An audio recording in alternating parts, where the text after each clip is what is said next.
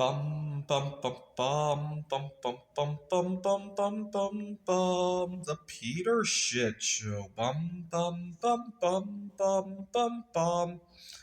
All right, a very solemn prayer to the God of dislikes. I want to go to heaven before the temperature hits 110 degrees again this year. I had a really rough time last year when the weather was 110, and today it got to be 100, and it's just brought back a lot of PTSD, and also some of the goals that I made the last time around when it got to be 110 in preparation of the next time.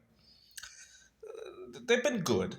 They've been good. I've met a lot of good people, but I don't think it solves any of the problems. The only thing that could solve it is for me to go to heaven and spend time with Mary Curry, where the temperature is a lot more comfortable and hospitable. And so I'm praying, not that I would do anything to accelerate going there. I love life here and I love all of my students and my work. So that's why I'm praying. Maybe a pandemic comes along. Maybe Putin gets his way. Dirty bomb spreading Mary Curry's discovery all around town, right? And we can all go up to see Mary Curry then, right? Not that I would wish for it, but if it happens, it happens, right? And I give you an idea why I'm so entangled by, and I've been asking for prayers multiple times every day. Is that you got to remember the last 12 months of my life, there's been a lot of ups and downs in multiple departments in my life now, right? First, it was 110. I had COVID 19, and the world was just hostile to me. The world quickly turns on you anytime you get anything wrong, right? So, for example, right now, I finally turned things around at work. I had a little bit of a performance setback earlier this semester, but I finally turned it around. Now, yesterday, I almost got rear ended.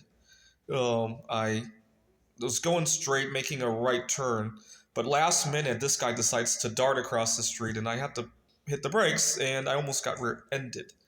Now my car's got enough miles to almost go to the moon, so it's already any damage to it is probably going to be a total loss. That's how I would put it, right?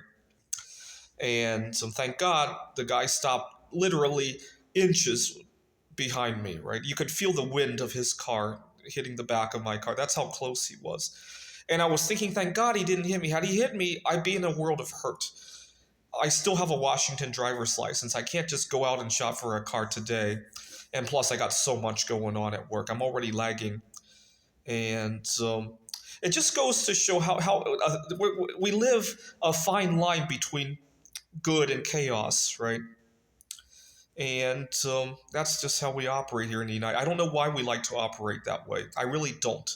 I mean, stop and think about it for your pause the videos. Think for yourself. How many things could go wrong today that would descend your life into chaos, or whether it be a fender bender, an illness, a setback of some sort, losing your job, or uh, any number of things, right? A minor accident of some sort.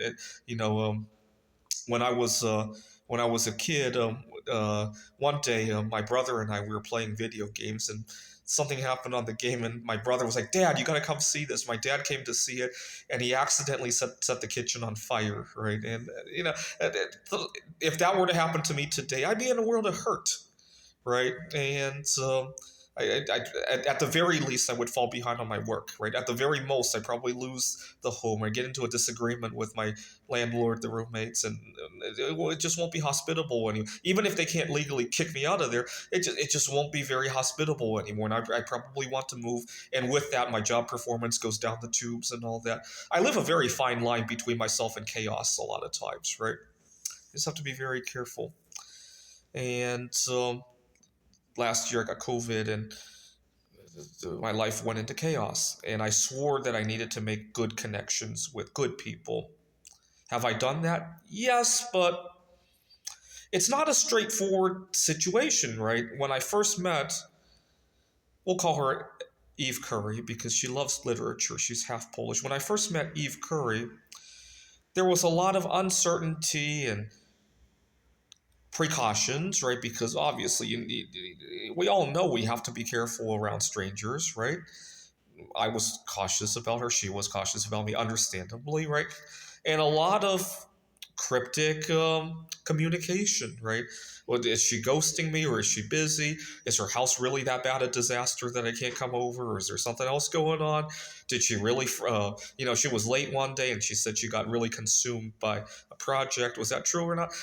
Those things quickly eat at you, is what I'm trying to say. And that's why I got the bad performance review, right? And then my eating disorder went into chaos. Now, a lot of people say that, well, I'm getting away with it. Now, that is, right? If I keep it up, not only will I not get away with it physically, I won't get away, I definitely won't. In fact, I'm already not getting away with it psychologically, right? When you're having out of control cravings at the wrong times and they interrupt the flow of your work, right? And I'm in a mental jam, right? I know I'm going to need these. I wish we lived in a society where a simple issue like getting a COVID-19 or being rear-ended on the road didn't completely throw your life under the bus, right? In an ideal world, oh my God, I wouldn't want to date anybody if we lived in that ideal, right? Unfortunately, we don't. I don't know why we live like this, right? I had a bad case of COVID-19, and during the heat wave, and the security guard I was dehydrated. I finally don't know even how I drove to the grocery store, was able to get some water, found a mobility scooter to sit down, and the security guard, he was insensitive. Had he even asked me what was going on, I wouldn't be making this video. But the first sentence out of his mouth was to ask me to leave, and yeah. I hope to one day, I'm going to Poland later this summer to cool off a little bit. I hope to bring back some of Poland's famous invention to give to him, sneak it in his food or drink, and watch what happens to him, right? I won't say what that discovery is, but one of Poland's greatest. Actually, I need to go to France because it was discovered there, but discovered for Poland. This is the Peter Dislike Show. Bum bum bum bum bum bum bum bum bum bum bum bum. The Peter Dislike Show. Bum bum bum bum bum bum bum.